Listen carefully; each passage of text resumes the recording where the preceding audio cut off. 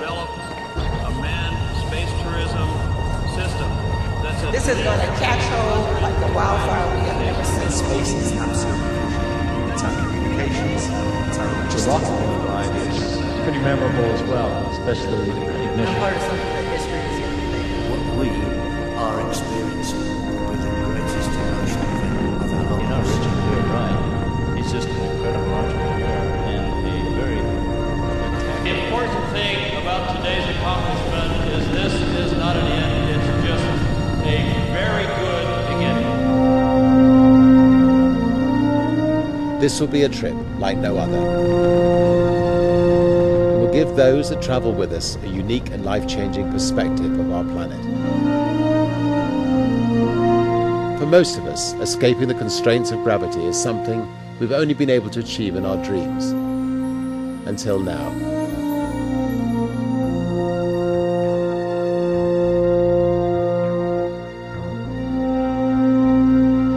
Virgin Galactic is now on the final stretch to becoming the world's first commercial space line. Our suborbital space trips promise to be the most intense and wonderful experiences that our passengers have ever had. We, and I hope you, will be travelling on a spaceship owned and operated by Virgin Galactic. Our spacecraft have been designed so that each of our passengers will have the room and the freedom to enjoy the amazing sensation of weightlessness. Large panoramic windows will allow you to see clearly the curved Earth over 100 kilometers below and the colours of the fragile atmosphere protecting our vulnerable planet. It will also be at the heart of our ability to offer a breathtaking journey in an environment which will be as safe as we can possibly make it, and of course in the style that Virgin is so rightly recognised for. We had spent many years on a frankly fairly futile search for technology that could be developed into a vehicle which would meet our specifications for safety, environmental impact and commercial viability, and of course the potential for a great customer experience. But Rutan Spaceship One and those flawless history-making X-Prize flights in 2004 suddenly changed all that, and we grabbed the opportunity. We showed that it is feasible for industry to develop and fly manned spacecraft.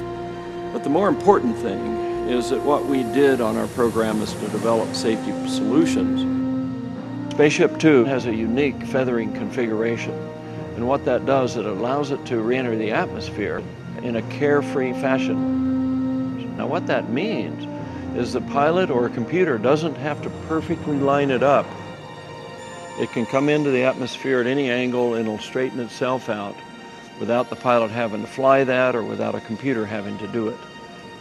It's just that simple.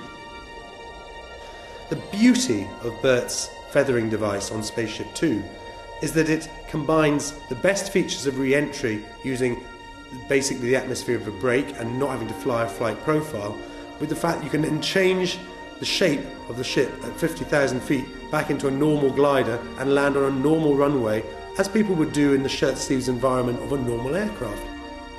We're looking at only a 3-day training schedule for a flight into space. We will have psychologically attuned you to the greatest ride of your life. Well, the day that Bert won the X-Prize was a hugely significant one for us. I remember chatting to Brian Binney, the pilot on that epic flight. He said it was a journey of contrast, describing the enormous forces that pinned him to a seat and the tremendous noise as the spaceship powered out of the atmosphere.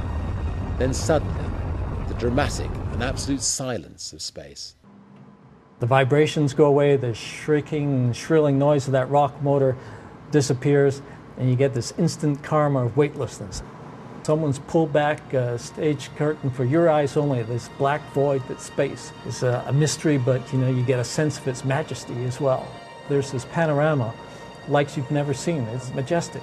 And separating these two extremes is this thin blue electric ribbon of light. That's the atmosphere. You cannot appreciate the experience just by looking at a magazine cover, just what it is like to take it in with your own eyes. And everything you feel in your body is the same way. It's wow. Since the announcement in 2004, the project has reached and passed many important milestones. We have a truly inspiring design for our home at Spaceport America in New Mexico. an ever-increasing family of pioneering customers. And of course, beautiful new vehicles, now in an extensive test program before they start commercial service. Our first Virgin Galactic astronauts are booking their own place in history as pioneers of a new space age, and for them the journey has already started. Being part of this club is a great learning experience. You're meeting great people. You're really contributing to something very different. From doing the events with Richard in the Caribbean to New York to LA, it's just been a whole exciting, entirely amazing experience. I've gotten to meet people from all over the world, people in all types of occupations and all different backgrounds from which they had a desire to go into space. Like many of our fellow future astronauts, I've already completed my centrifuge experience with my son. It was an incredible ride and great preparation that really brought home to us just how awe-inspiring it will be at that moment when the Virgin spaceship is released from the Virgin mothership and starts its supersonic climb to space. Virgin Galactic will be using clean and safe technology that is many thousands of times more environmentally friendly than any previous manned space vehicle. Already, Virgin Galactic's carrier aircraft, White Knight 2, is the world's largest all-carbon composite aircraft. With the end of the oil era approaching and climate change progressing faster than most models have been predicting, safer, cheaper and more flexible access to space is essential. Access to space really does matter for the future of mankind, and currently we only have 50-year-old space systems to get there, which are very expensive and very environmentally damaging. But if we can get robust, safe, and more importantly, environmentally benign and very cheap access to space, we can do things up there that were never imagined a few years ago.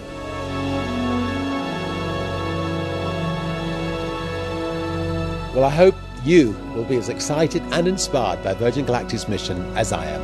And see you up there.